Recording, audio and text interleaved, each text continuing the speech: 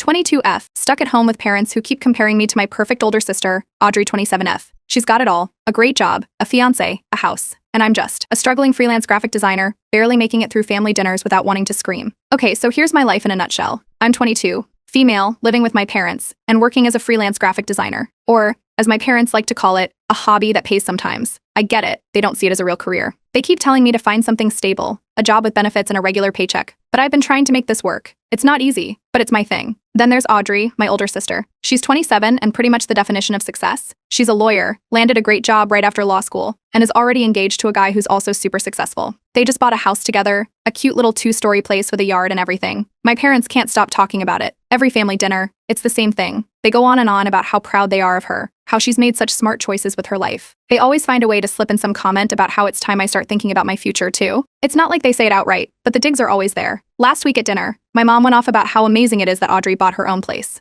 She called it such a big achievement and looked over at me as if to say, "You're still living under our roof. What are you doing with your life?" I just sat there, trying to focus on my food. I knew if I said anything, it would only make things worse. Then my dad started talking about Audrey's engagement. He mentioned how great it was that she and her fiancé were planning their wedding together, and how they couldn't wait to meet the rest of his family. My mom jumped in with, "It's so nice to see them both so settled. I just hope everyone else finds their way too." I knew what that meant. It wasn't exactly a mystery who everyone else was supposed to be. They kept pushing about my work too. They don't get the whole freelance thing. They think because I don't have a steady paycheck, it's not a real job. You should really think about something more secure, my dad said one night. Freelancing is fine for now, but it's not something you can depend on forever. It's not like I don't get it. Freelancing is hard. Some months are good, and I can put a little away, but other months I'm scraping by. It's just, I like the freedom. I get to work on projects I care about, but they don't see it that way. To them, I'm just wasting my time. A few nights ago, it all came to a head. I had just finished a big design project, and I thought maybe, just maybe, they'd finally see that this work is worth something. I told them about it during dinner, hoping for a little acknowledgement. My mom barely looked up from her phone. My dad gave me a half-hearted nod and said,